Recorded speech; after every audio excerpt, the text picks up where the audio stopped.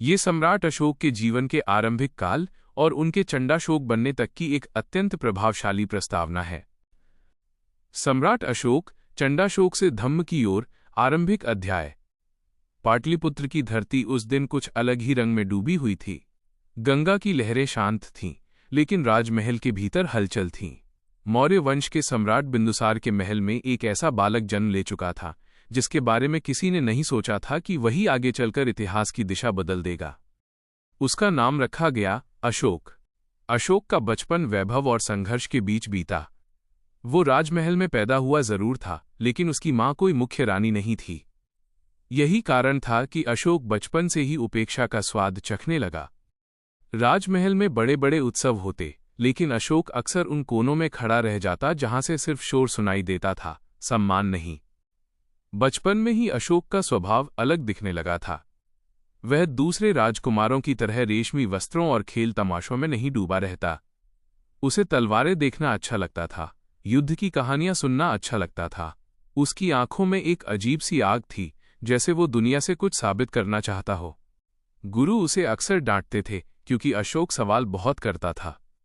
युद्ध क्यों होते हैं? राजा ही क्यों जीतता है? क्या ताकत सिर्फ हथियारों से आती है? ये सवाल उस उम्र के लिए भारी थे। बाकी राजकुमार हंसते थे, मगर अशोक चुप रहता। उसकी चुप्पी में गुस्सा था, और उस गुस्से में भविष्य का तूफान। जैसे जैसे अशोक बड़ा हुआ, उसकी शारीरिक शक्ति भी बढ़ती गई। वह साधारण हथियारों से नहीं, भारी गदाओं और तलवारों से अभ्यास करता। सैनिक उससे डरते भी थे और प्रभावित भी। कई बार तो ऐसा होता कि एक ही वार में वो लकड़ी के मोटे खंभे को चीर देता। राजमहल में एक धारणा बनने लगी, ये लड़का खतरनाक है। लेकिन बिंदुसार सब समझते थे।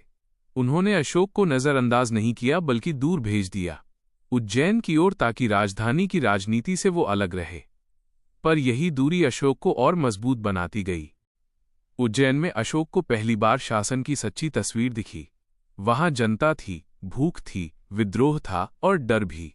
उसने देखा कि राजा का आदेश सिर्फ कागज पर नहीं होता, बल्कि लोगों की जिंदगी बदल देता है। वहीं पहली बार अशोक को ये एहसास हुआ कि सत्ता सिर्फ ऐश नहीं, जिम्मेदारी भी है। उज्जैन में ही अशोक की मुलाकात देवी से हुई। वो कोई राजकुमारी नहीं थी, बल्कि साधारण परिवार की लड़की थी, लेकिन उसकी आंखों में सच्चाई थी। देवी अशोक से डरती नहीं थी, और यही बात अशोक को सबसे ज्यादा पसंद आई। देवी ने उससे पूछा था, अगर तुम राजा बने तो क्या सबके लिए न्याय होगा? अशोक उस सवाल का जवाब नहीं दे पाया था। शायद पहली बार उसे लगा था कि ताकत से ज्यादा बड़ा कुछ और भी है। लेकिन समय को ये मंजूर नहीं था कि अशोक शांत रहे। पाटलिपुत्र से संदेश आया, विद्रोह बढ़ रहा है। बिंदुसार बीमार हैं। राजमहल में उत्तराधिकार की लड़ाई शुरू हो चुकी है। बड़े राजकुमार एक दूसरे के खिलाफ साजिश रच रहे थे। अशोक को बुलाया गया। जब वो पाटलिपुत्र लौटा तो माहौल बदला हुआ था। वही महल, लेकिन दीवारों में डर बस चुका था। हर चेहरा मुस्कुराता था, लेकिन आंखें झूठ बोलती थीं।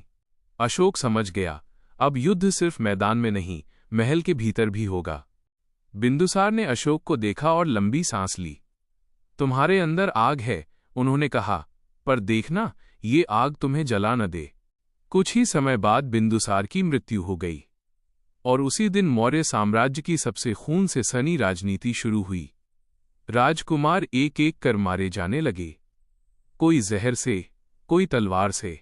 इतिहास साफ साफ नहीं लिखता, लेकिन सच्चाई यही थी, सिंहासन तक पहुंचने का रास्ता लाशों से भरा था। अशोक भी पीछे नहीं हटा। जिसे कमजोर समझा गया था, वही सबसे निर्दयी बन गया। उसकी तलवार अब सिर्फ अभ्यास की नहीं थी, वो सत्ता की भाषा बोल रही थी। उसने विरोधियों को कुचला, साजिशों को खत्म किया और डर को हथियार बना लिया। लोग कहने लगे, ये अशोक नहीं, चंडाशोक है। अंततः वो दिन आया जब अशोक ने सिंहासन पर कदम रखा। पाटलिपुत्र की जनता ने जयकार की, लेकिन उनके दिलों में भय था, क्योंकि राजा शक्तिशाली था, मगर क्रूर भी। अशोक ने सिंहासन पर बैठते ही कहा, अब मौर्य साम्राज्य सिर्फ फैलेगा, रुकेगा नहीं। युद्ध उसकी नीति बन गया। सीमाएं बढ़ने लगीं, सैनिक मार्च करने लगे। हर जीत के साथ अशोक का अहंकार भी बढ़ता गया। उसे लगने लगा था कि वही ईश्वर है। लेकिन इतिहास हमेशा चुप नहीं रहता। किसी दूर प्रदेश में कलिंग नाम का एक राज्य था जो झुकने को तैयार नहीं था, और वहीं से अशोक की जिंदगी का सबसे बड़ा मोड़ आने वाला था। पर वो कहानी अभी शुरू नहीं हुई थी।